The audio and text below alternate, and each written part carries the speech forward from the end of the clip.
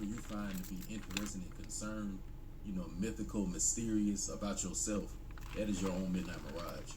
Okay, so the red door of Blackbeard or the red door of QUETZAQOATL leads you into the midnight mirage or leads you into this serpent wisdom.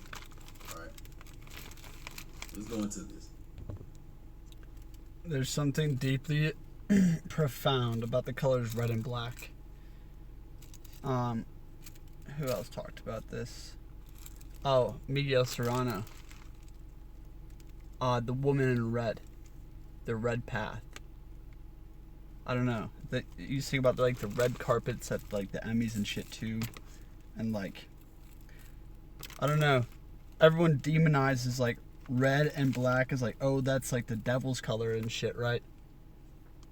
Anything that appears to be demonic or satanic or evil, right? Externally, all of that is always the path to awakening yourself, period. Because you awaken yourself through your inner darkness. The QUETZAQOATL of Mexican Valley documents was never blonde or fair as stated by friars, but virtually always pictured as black-bearded, and in illustrations had his face painted black. Yellow as the straw his beard is in flat contradiction to other QUETZAQOATL descriptions that refer specifically to his black hair or black beard, from which several scholars have inferred that the nameless Aztec poet, employing poetic license, bleached the black beard of QUETZAQOATL to present him as a symbol of the sun. Quetzalcoatl. Ooh, this is key. Feathered serpent. What it means for America. And, yeah, more. Quetzal means bird or plume, and Coatl means serpent. So if America means land of the plumed serpent. Also, just thinking back to ancient Egypt, they glorified birds. Why? Probably because birds had the clearest and best vision from the highest places. It's very symbolic of a spiritual perspective looking down upon Earth. And probably a lot more symbolism. But the bird and the snake, which is the wisdom. And the snake always rises from the bottom to the top. And the bird's always flying above looking down. So the bird plus the snake is almost like this symbol of wisdom combined with spiritual perfection. Quetzalcoatl. Wow. That means land of the plumed Quetzalcoatl, or land of the serpent Quetzalcoatl. So America is a Quetzalcoatl land. So you think about Quetzalcoatl, you should think about America. The snake was supposed to be a kind of evil dragon guarding the well of life. Let me repeat. The snake was supposed to be a kind of evil dragon guarding the well of life. He contained or imprisoned the life-giving moisture.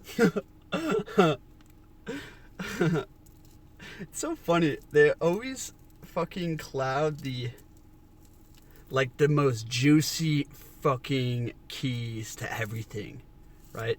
They always put the devil in front of it.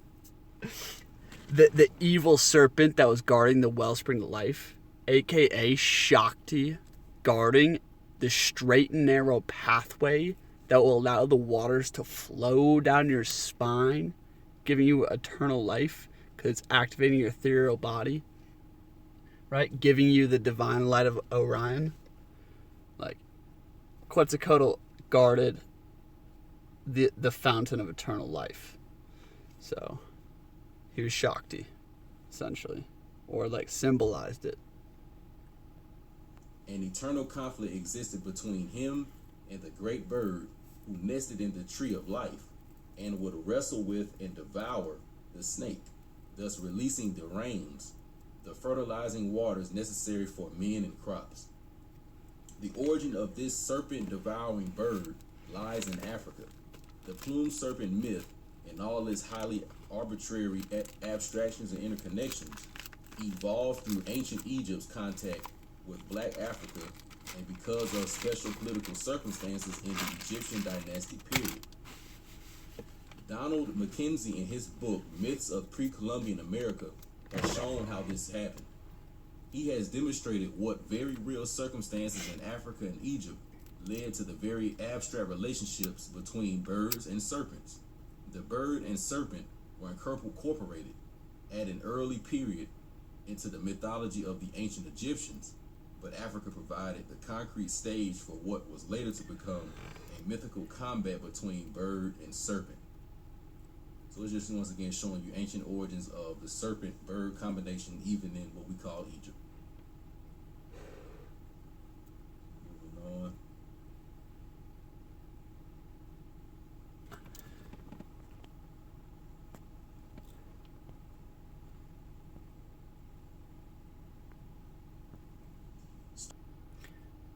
Here we go. Get into some more juicy stuff.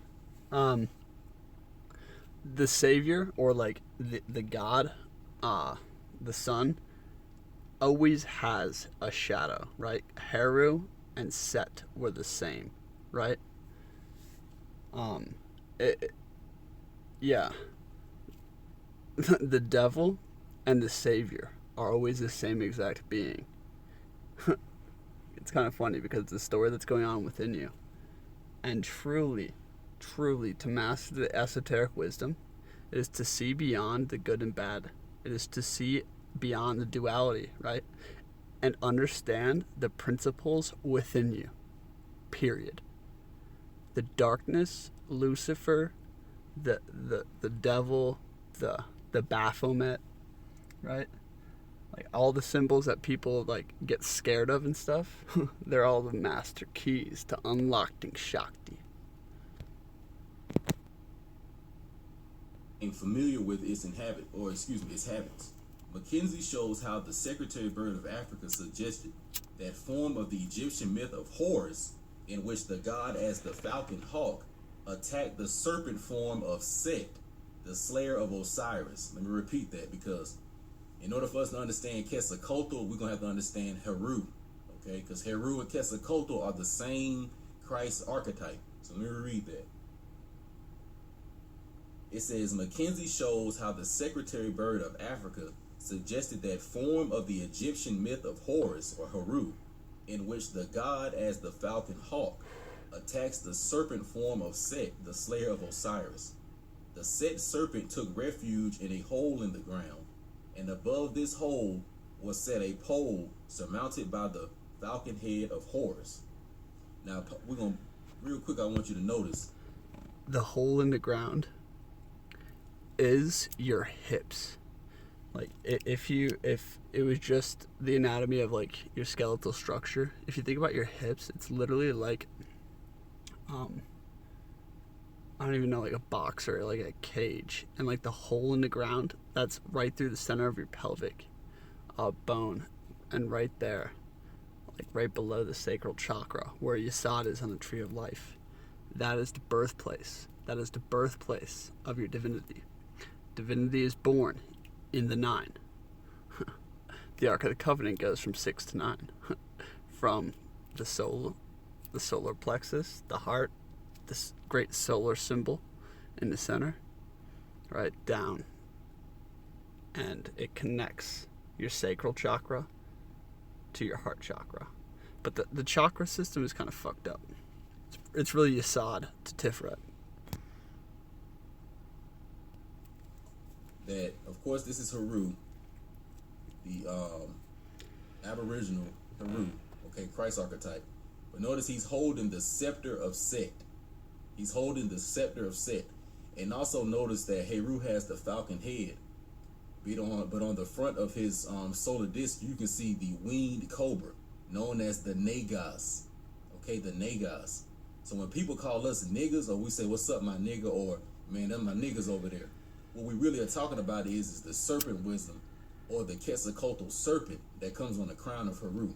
So that is the Nagas, the serpent king, or the sovereign king, the Altontan king. You know what I'm saying? The aboriginal man of the land. And that's what that serpent or that cobra is that you see on HERU's, coming out of HERU's pineal gland, okay? So that represents, once again, serpentine wisdom, and just showing you that QUETZAQOATL, HERU, and the serpent are all tied together. So that's why you will see that. By the way, anybody watching this on Immortal Truth, go check out Blackbeard Mirage. this dude is unlike anyone else I've ever seen when it comes to like this kind of Kabbalistic mystery teachings.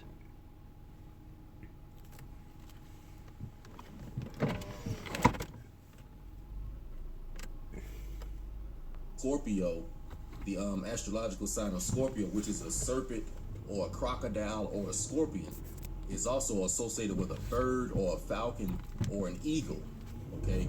Or basically a predatory bird. So there's a powerful association with the bird, the serpent, within the constellation energies of Scorpio, right?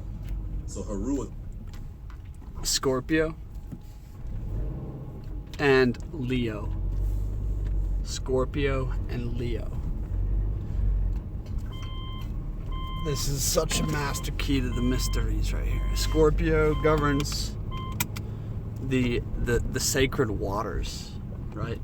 Governs your bladder and like the sexual organs, right? Which is the birthplace. Which is the birthplace into you, right? And to raise your life force energy, like your essence, into the solar symbol at the center. It is through Leo and Scorpio. We'll go deeper into that later. yes, Quetzalcoatl also is the sign of Scorpio. Moving on. In the winged disc symbol of the sun god in ancient Egypt, we may trace the influence of stories about the secretary bird brought from Africa. As the winged disc god, the god Horus pursues Set and his companions in their various forms, including their serpent forms. So once again, we have different polarities of the serpent. You have the serpent, once again, that's dealing with that deals with healing, and it deals with illumination and wisdom, as you see right here with HERU, and as you also see on the medical staff signs. And then the serpent can deal with basically you being challenged, reptilian brainstem, and your carnal energy, your lower reptilian desires, and that being basically, created by the impulses through your physiology and your physical body. Because Scorpio also represents the ninth sphere of your side, which deals with sex and the sexual organs. So when you think about just your carnal sexual impulses, etc., that's ultimately what that is. Fucking nailed it just earlier. Damn. I'm sorry about that.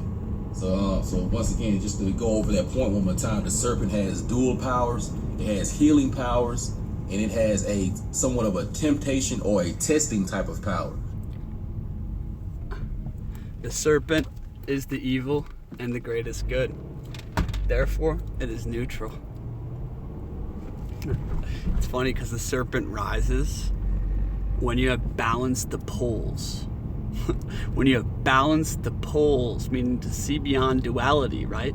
And furthermore, align thine energies, right? Intelligently, to balance the poles, the left and the right, right? The rod of mercy and the rod of severity, yeah. Because Satan or Shaitan also is the serpent, okay, dealing with basically the Hebrew mystery system.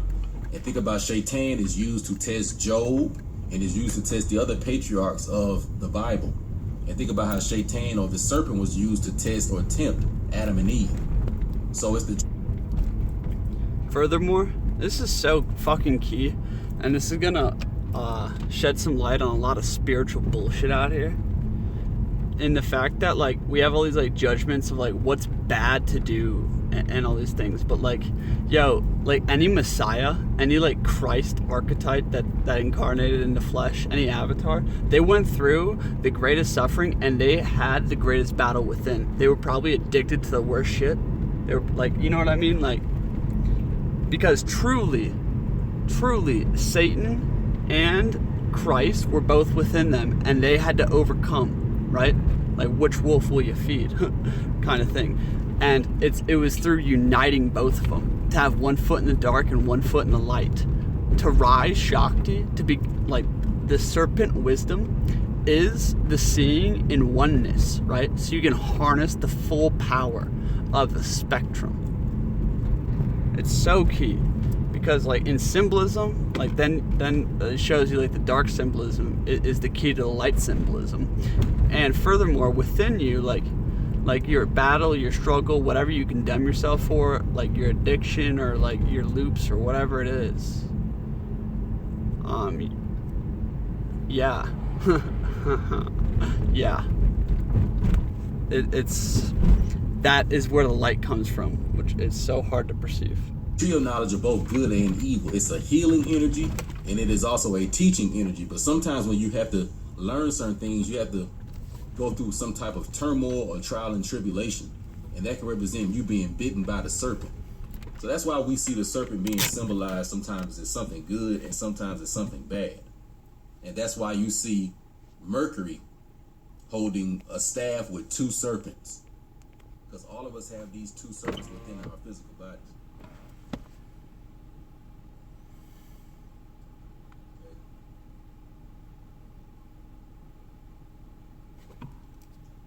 This bird and serpent motif in the winged disc symbol traveled in ancient times to America. We find not only clear evidence of the Egyptian prototype in the winged disc of ancient Mexico and Polynesia, but we find it used in the same way.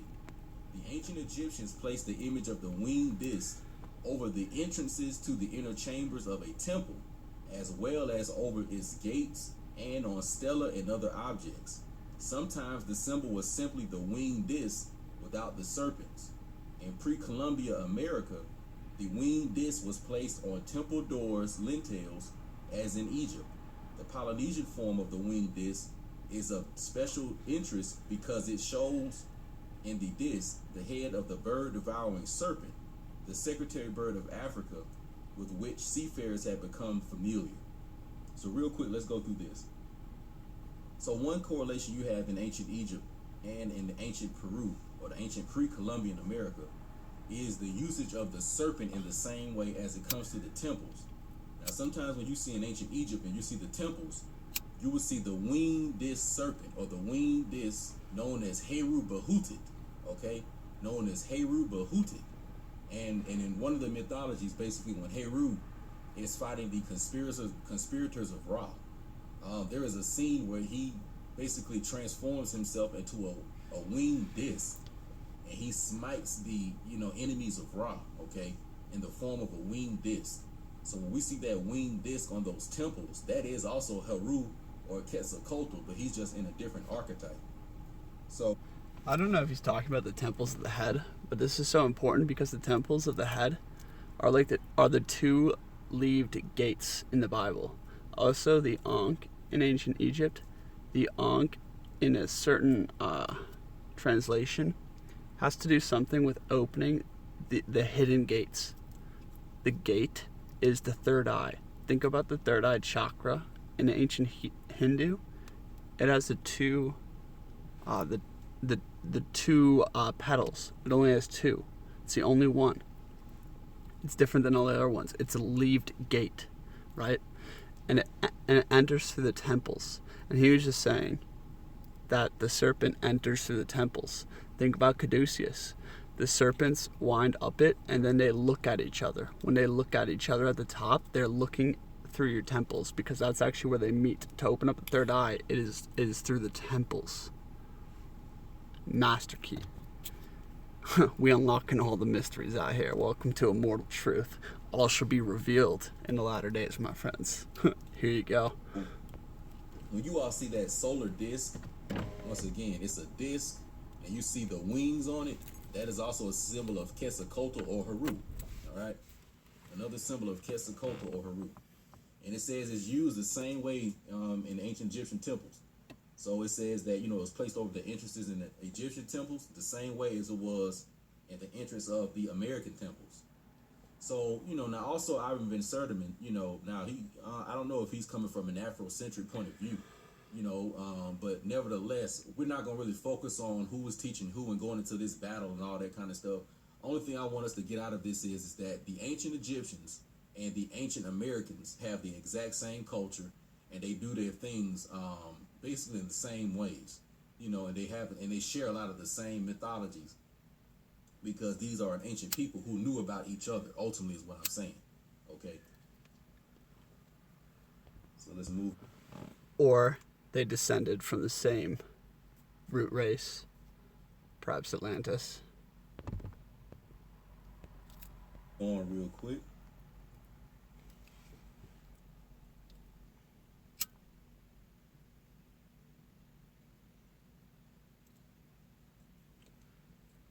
It says Professor Elliot Smith has shown how Egyptians influenced symbolic gateways in Asia. The winged disc of Egypt is in its growth takes place in what I call the Midnight Mirage. But right here is basically the realm of the ancestors as what we know it. Okay? In Egypt, it would be known as a Menta, or the underworld. All right? So the Midnight Mirage is the same as the underworld. My friends, the key to heaven is hidden in the Midnight Mirage. Your key to your true self is hidden in your underworld. The darkness, the depths beneath you, the realms of the dead. Why? Because what you are is a fracture of what is behind you, the darkness that you don't know. Your Midnight Mirage. This whole story. Okay? And notice how it says that it represents a means of communication between the living and the dead. And that's ultimately who Blackbeard Quetzalcoatl is. Quetzalcoatl represents, you know, he's a messenger god. Okay? Now, another form of the messenger god is Hermes, Thoth, or Mercury. Okay? So out of the entire zodiac sign, the messenger god is Hermes, or Mercury. All right? And there's also no coincidence that Blackbeard is a Gemini. Because Blackbeard was born on June 9th. Okay? So none of this stuff is coincidental.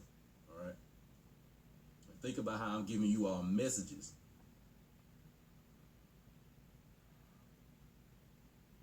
Okay? But now let us return from the ancient symbols of Quetzalcoatl to Quetzalcoatl as the...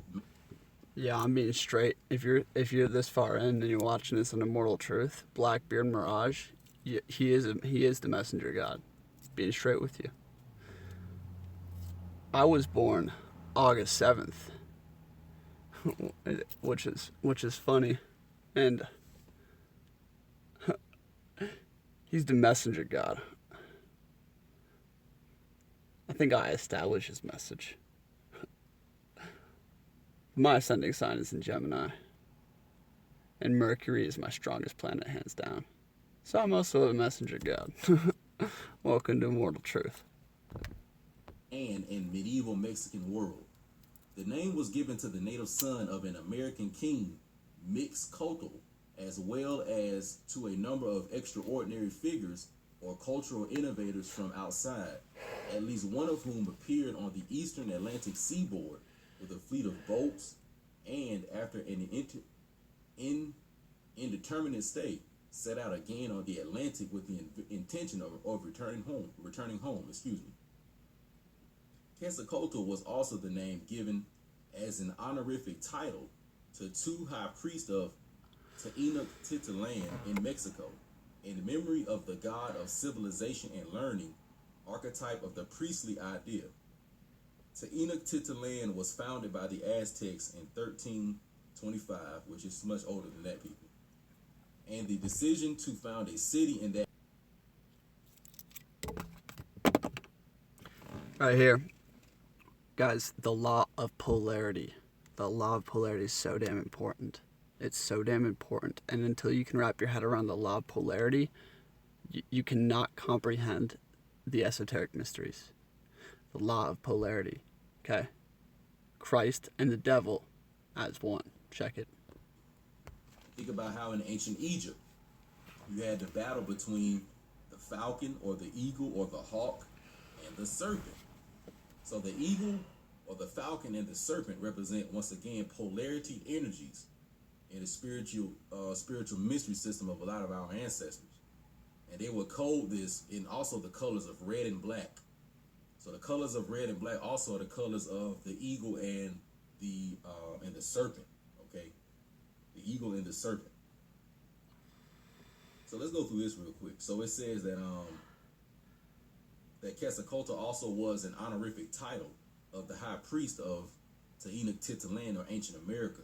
So the name Quetzalcoatl could even be an honorific title. So there are many Quetzalcoatls, you see. And in the ancient world, Quetzalcoatl was known to have a black beard, or at least in one of the original ones. So as far as who I represent as Blackbeard Mirage, I'm just a reincarnated of more of the ancient one. But anyway, the confusion between the native Mexican son of Mixcoatl and the alien figure appearing on the eastern seaboard has presented historical problems, but certain facts are now clear. The Quetzalcoatl who came from outside was reputed to have landed in America in a company of boats was a tall, bearded man. Okay? He was clad in long white garments, probably. All right, so it says Mixcoatl's son came to be known as Quetzalcoatl simply because he was the high priest of that god. But while Quetzalcoatl's first appearance as a man may be traced to a native figure, Quetzalcoatl grew into a complex myth and emerged as a god of cultural innovation and civilization because of a series of reappearances, actual and expected in American history. As the Jews waited for the appearance of a Messiah, so did the Americans await for the cyclical return of the legendary Quetzalcoatl. Let me repeat that. Yo. Welcome to the Messianic Age. Y'all don't already know it. People will be waking up out here. The Messiahs will be returning. Messiah just meaning anointed messenger, right? Messiah meaning the one who unlocked the 7 seals, right? Raised Quetzalcoatl, raised Shakti, and embodied it. Yo, welcome to the age. It's just, I love this dude. As the Jews waited for the appearance of a Messiah, so did the Americans await for the cyclical return of the legendary Quetzalcoatl.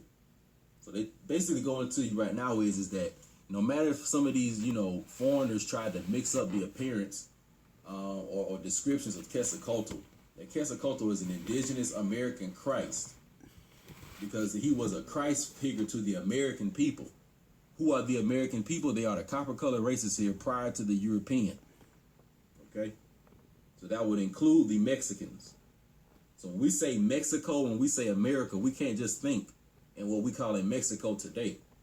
You see what I'm saying? They could have been talking about the people, and the people were absolutely everywhere across the entire North, Central, and South Americas.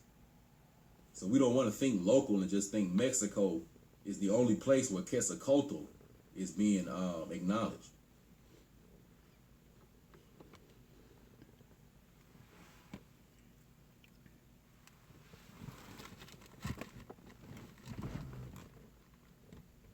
So before I move on, just very interesting how, you had the Jews who wait for the return of the Messiah, and you have the Americans they wait for the return of the legendary Messiah, which is known as Quetzalcoatl. So we don't want to think that this is the same being reincarnating over and over and over. We're talking about an ancestral, cosmic, divine, Christ, spiritual energy.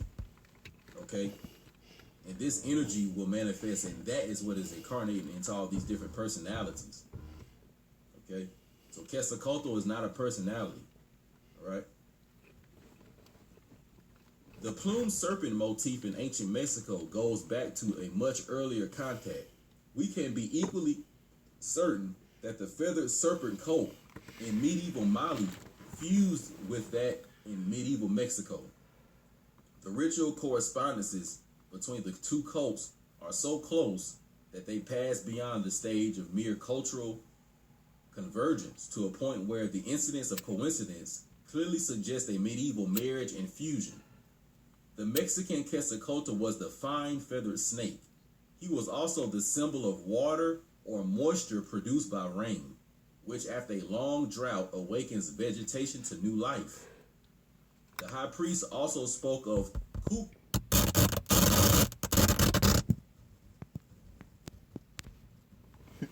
It's funny that Quetzalcoatl is related to rain. Like rainstorms to the ancients were always symbols of like regeneration. Let the waters flow again. And its connection to the sacred secretions and Scorpio, which rules the bladder and the sacred waters and the sexual organs of Yesod. Let Shakti rise. Kukulkan, his counterpart in South America, as the feathered snake which goes into the water, and these figures in both cases became identified with the rain god. So not only is Quetzalcoatl or HERU known as the Christ, he's known as a messenger, a healer, one who brings forth vegetation, okay, and one who brings forth water, and one who brings forth wisdom. Very interesting how they say that the plumed serpent motif that is in ancient Mexico also connects back to certain cults that are in Mali, all right? So when they talk about, some West Africans and how they would come to Peru and come to Central America and South America and North America and come back and forth, and how we would come over there and go back and forth, this is what they're talking about. We've been doing it. And it shows up in the cultures.